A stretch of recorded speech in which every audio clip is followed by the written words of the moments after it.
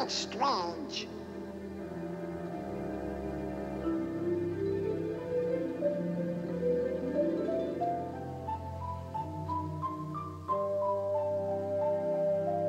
Sure, that's an odd-looking creature.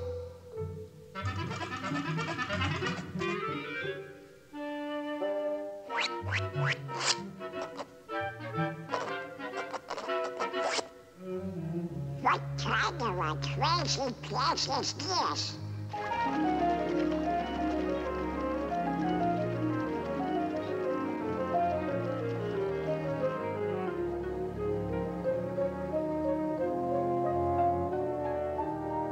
Now what are you? Squirrels? Pi is equal to 3.141592653589747, etc., etc., etc. Huh? Hello? Hello? Hello, Donald. That's me. Where am I? Mathmagic Land. Mathmagic Land? Never heard of it. It's the land of great adventure. Now, who are you? I'm a spirit, the true spirit of adventure. That's for me. What's next? A journey through the wonderland of mathematics. Mathematics? That's for eggheads. Eggheads? Now hold on, Donald. You like music, don't you? Yep. Well, without eggheads, there would be no music. Come on. Let's go to ancient Greece, to the time of Pythagoras, the master egghead of them all. Pythagoras? The father of mathematics and music. Mathematics and music? Ah, you'll find mathematics in the darndest places. Watch. First, we'll need a string. Stretch it good and tight, plunk it. Now divide in half. Plunk again. You see? It's the same tone, one octave higher. Now divide the next section. And the next. Pythagoras discovered the octave had a ratio of 2 to 1. With simple fractions, he got this.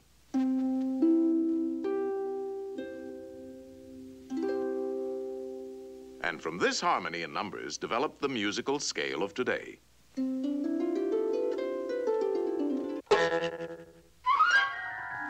By golly, you do find mathematics in the darndest places.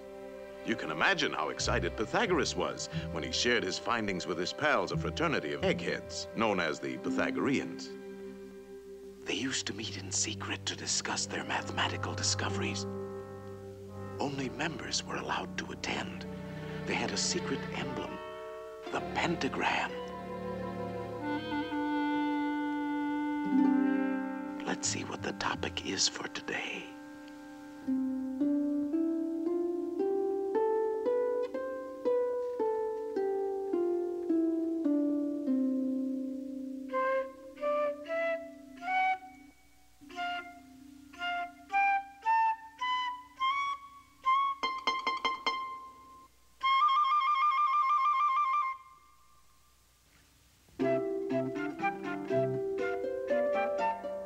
What's going on?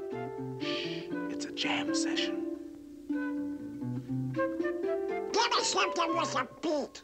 Shh.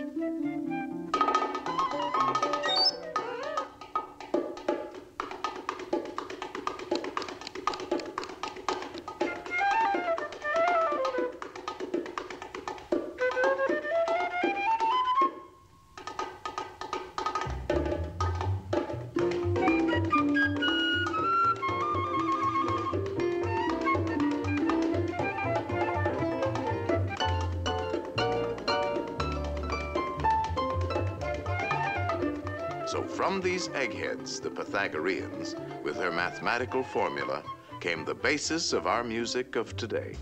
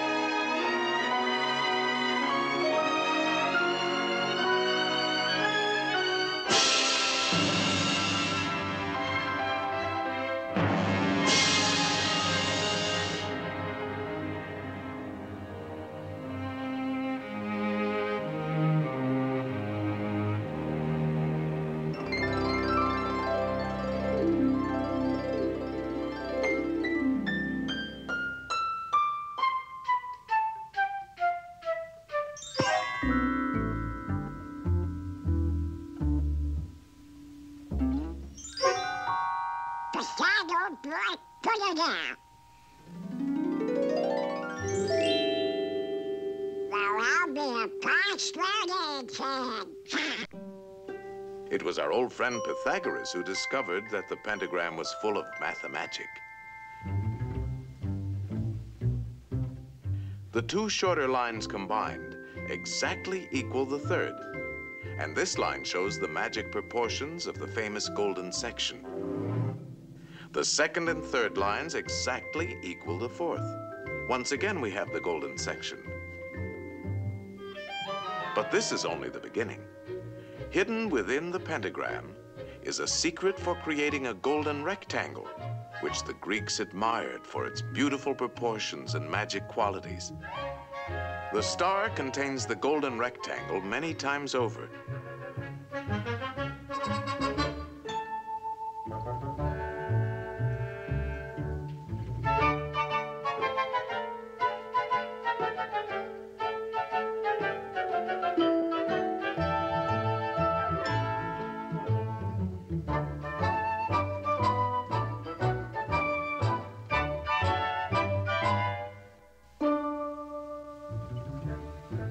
It's a most remarkable shape. It can mathematically reproduce itself indefinitely.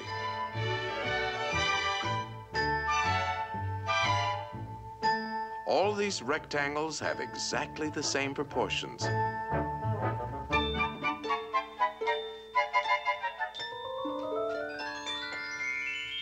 This figure also contains a magic spiral that repeats the proportions of the golden section into infinity.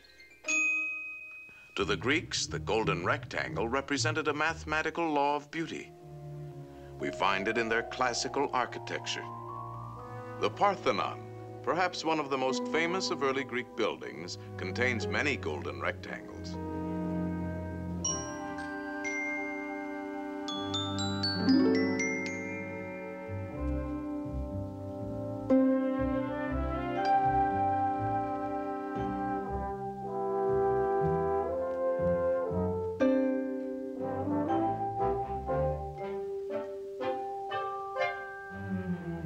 These same golden proportions are also found in their sculpture.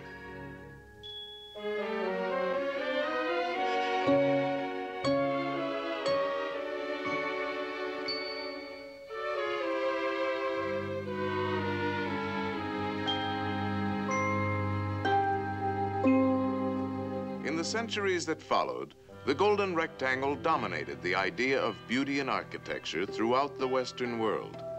The Cathedral of Notre Dame is an outstanding example. The Renaissance painters knew this secret well.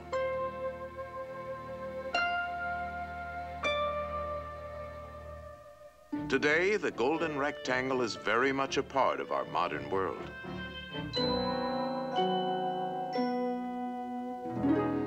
Modern painters have rediscovered the magic of these proportions.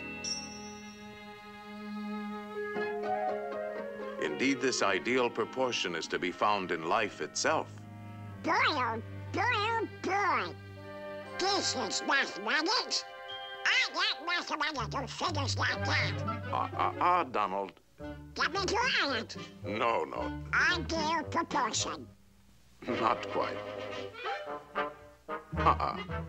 No, I'm afraid not.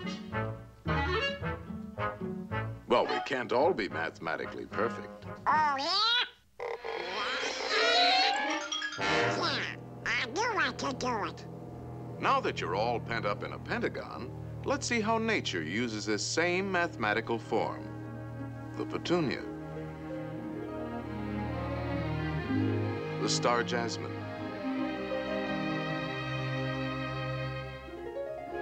the starfish,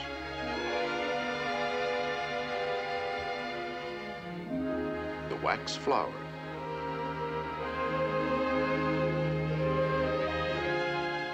there are literally thousands of members in good standing in nature's Pythagorean Society of the Star.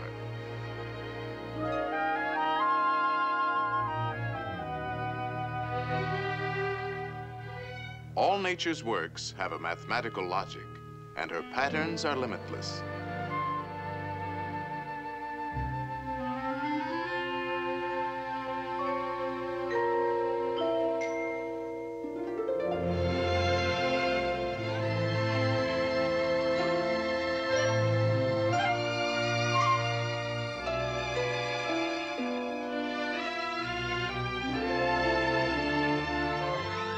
The magic proportions of the golden section are often found in the spirals of nature's designs.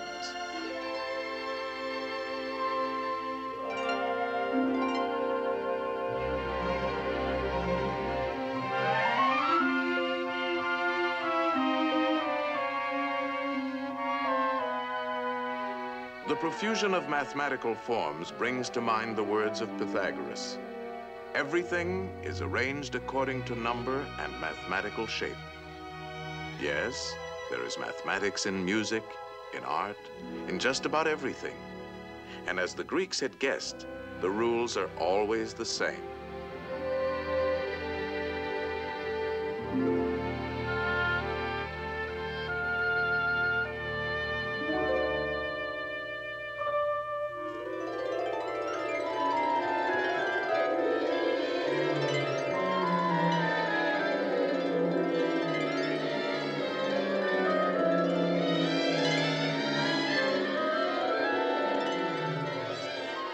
Well, Donald, did you enjoy your geometrical journey? Gee, Mr. Spirit, there's a lot more to mathematics than 2 times 2. That's right, Donald. And you can find mathematics in games, too. Games? Oh, boy. Let's begin with a game that's played on squares. Checkers? No, chess. Chess? A mathematical contest between two minds. It's a game that has been enjoyed for centuries by kings and commoners. In fact, Lewis Carroll, a famous mathematician with a literary mind, used chess as a setting for his classic tale, Through the Looking Glass.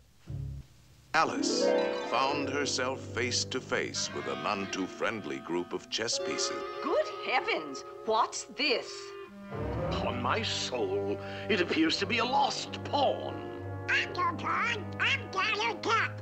He says he's Donald Duck. Preposterous. Or it could be an Alice. Alice? No. It's a lost pawn. Lost pawn? Stop that pawn! Ow, Mr. Spirit!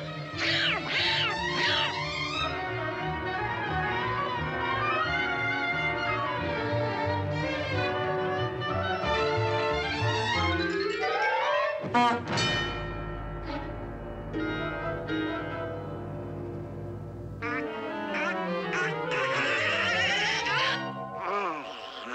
Phew, that was close. Now you can look at this game from a safer perspective.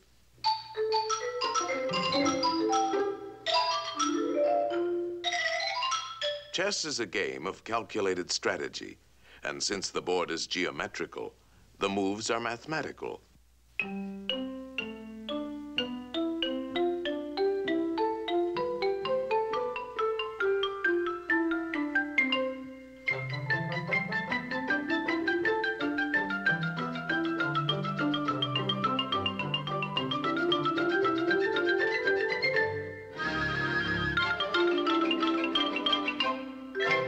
checkmate, and the game is over. That's very interesting. What's next? Practically all games are played on geometrical areas. The baseball field is a diamond. Oh, boy.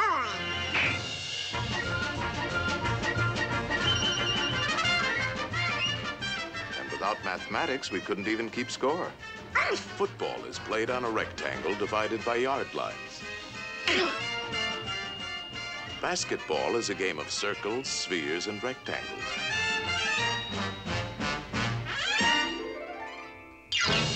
Even hopscotch has its multiple squares.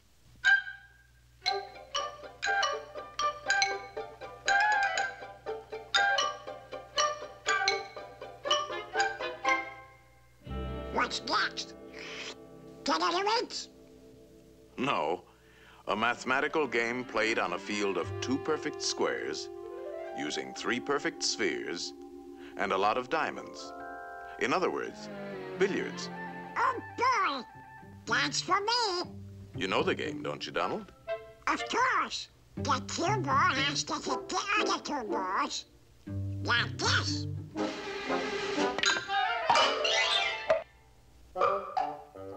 Now let's see how an expert at 3-cushion billiards uses his head. 3-cushion? Yes, the cue ball not only has to hit both the other balls, but it must contact at least 3 cushions before it hits the final ball.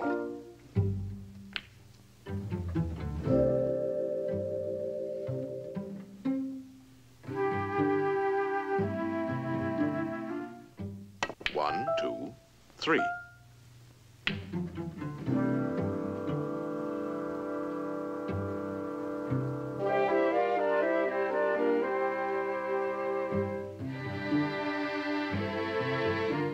One, 2, 3.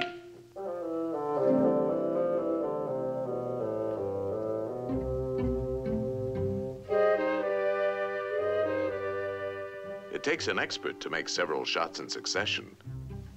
1, 2, 3, 4, 5, 6. Wow. That was a lucky shot. Luck? No, it's skill. For this game, you have to know all the angles.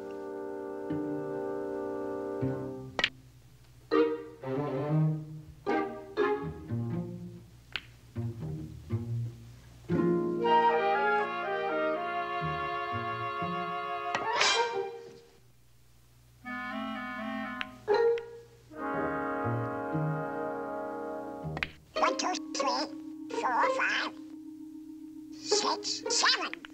That's amazing. How does he do it? First, there's technique. He's striking the cue ball low, so it'll spin backwards.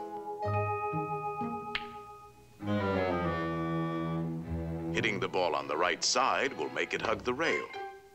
These trick shots take a lot of practice. He missed it. 1, 2, 3. What's the mathematical about that? Oh, this game takes precise calculation. He figures out each shot in his head. He could play it like this, but it calls for quite a bit of luck. There is a better choice. For this, he uses the diamond markings on the rail as a mathematical guide. First, he figures the natural angle for hitting the object balls. And then he finds that his cue ball must bounce off the number 3 diamond. Next, he gets ready for the shot, and he needs a number for his cue position. This calls for a different set of numbers. Very confusing, isn't it? Not when you get the hang of it. You see, the cue position is 4. Now a simple subtraction. 3 from 4 is 1. So if he shoots for the first diamond, he should make it. It's called playing the diamond system.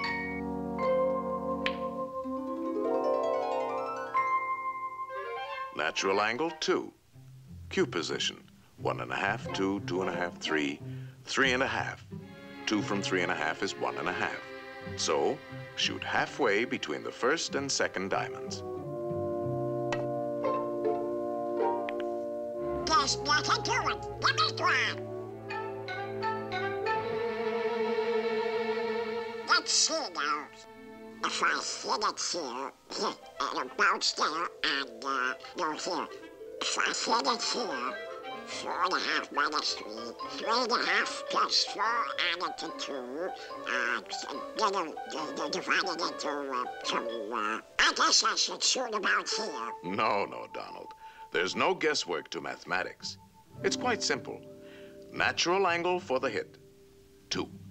Q position, 3.5. How much is 3.5 minus 2? 1.5.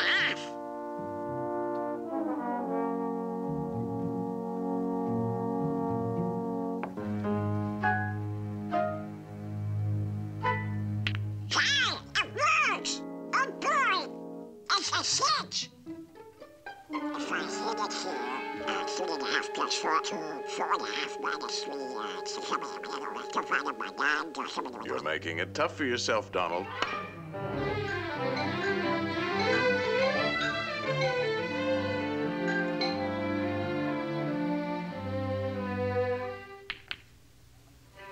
How do you like that for mathematics, Mr. Spirit?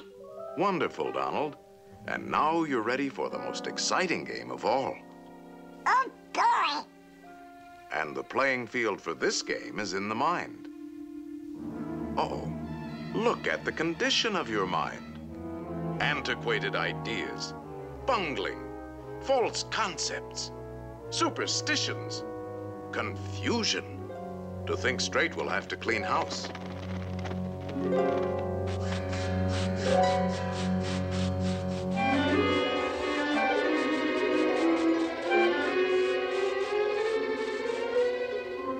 There, that's more like it.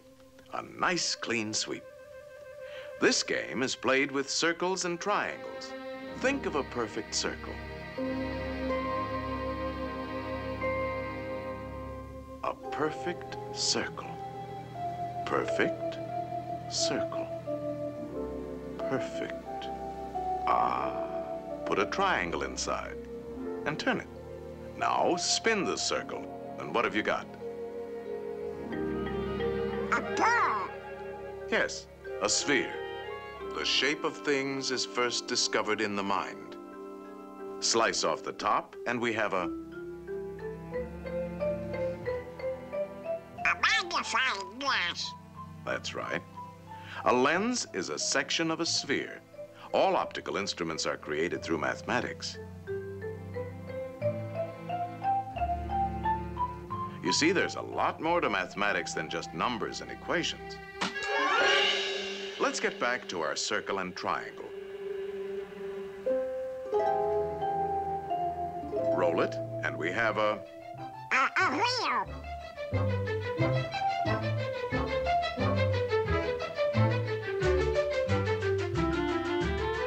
The circle has been the basis for many of man's important inventions.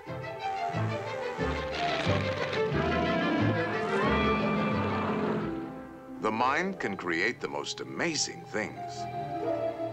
If we spin the triangle, we have a Cone. slice the cone. The cone is full of useful mathematical shapes. Slice it again. Slice it several times. The orbits of all planets and satellites can be found in the cone. No matter how you slice it, it's always mathematics. A slice like this gives us the reflector of a searchlight. A slice like this, the mirror of a giant telescope. A line on a cone, and we have a drill. And a spring.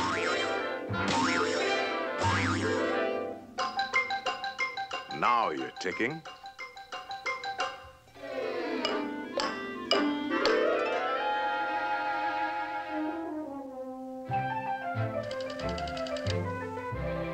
Number, please.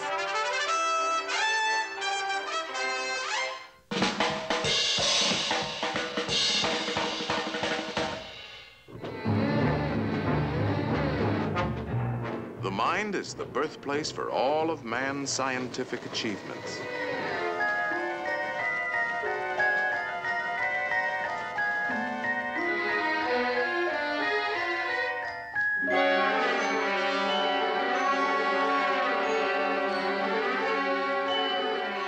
The mind knows no limits when used properly. Think of a pentagram, Donald. Now put another inside, a third, and a fourth. No pencil is sharp enough to draw as fine as you can think, and no paper large enough to hold your imagination. In fact, it is only in the mind that we can conceive infinity. Mathematical thinking has opened the doors to the exciting adventures of science. I'll be doggone. I've never seen so many doors before. Each discovery leads to many others, an endless chain. What's the matter with these doors? Hey! These doors won't open. They're locked. Of course they are locked. These are the doors of the future, and the key is... Mathematics. Right. Mathematics. The boundless treasures of science are locked behind those doors. In time, they will be opened by the curious and inquiring minds of future generations. In the words of Galileo, mathematics is the alphabet with which God has written the universe.